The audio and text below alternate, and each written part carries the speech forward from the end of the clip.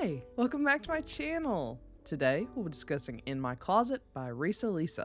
Now, before we get started, there will be spoilers, so if you don't want me spoiling this manhwa, go ahead and click off now. No worries, I'll catch you next time. For those of you left behind, let's go over some content warnings. There may be references to self-deprecation, self-hatred, idol culture, violence, homomesia, child labor, specifically idol training, assault, solicitation, dieting, gossiping, being outed, age gaps, sexism, manipulation, stalking, BDSM, excessive drinking, abusive and toxic relationships, PTSD, chronic illness, strained familial relationships, and blood, as these things do appear in the manhwa.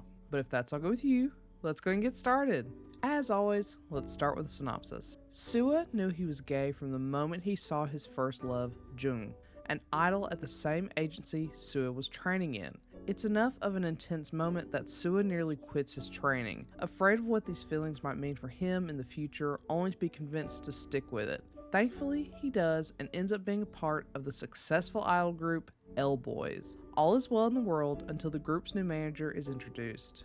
As it turns out, it's Jung, who'd quit being an idol some time ago for unknown reasons. Suddenly, all of those quietly kept feelings come bubbling back up. Unlike in his youth, Sua is no longer terrified of these feelings. If anything, he sees this as an opportunity. It has to be fate that's brought them back together, and Sua isn't going to let the moment pass him by. Sua is determined to seduce Jung and make his first love his forever. But will Jung take the bait? To start out with, before we talk about the art, I do want to mention that this is very similar to Cherry Blossoms After Winter, with the non-explicit first few seasons, then a split off of explicit seasons with a non-explicit variant. I always read the explicit version over the all ages variant when available, so please note that this review is based on the first two seasons, which are all ages, but then on the explicit version of the third season. You can read this entirely as all ages, but I can't speak on the all age version of the third season's quality or content. I do imagine the third season is probably very steamy, as the third season is littered with smut, so be warned that while the third season might be censored, it probably still isn't totally safe for work. Granted, even the first two seasons are pretty steamy even without an explicit version, so be warned. To read the explicit third season and subsequent side stories, you'll have to search for it on the platform,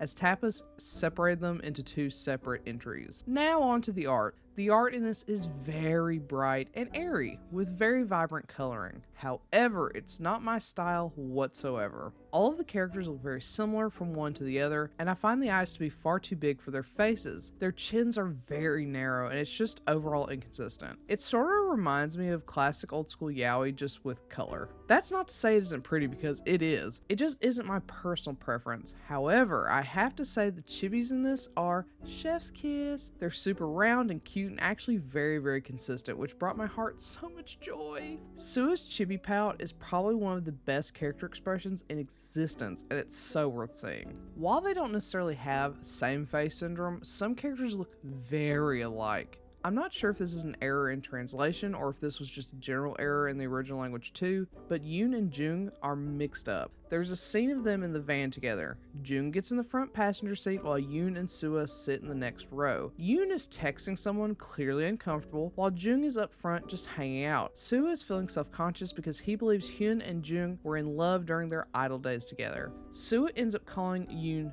quote, Jung, and they have a conversation as if Yoon is Jung, and Yoon is telling Sua not to worry about his relationship with his former idol group members. It's a very confusing scene, and while this doesn't happen again, it does represent a problem with characters being so similar design-wise. Let's move on to something completely different. Something I dislike. I really dislike the side couple of Yoon and Hyun. Really though, I only dislike one half of the couple, Hyun. He's a tsundere type, which isn't my favorite. Don't get me wrong, I like tsundere characters.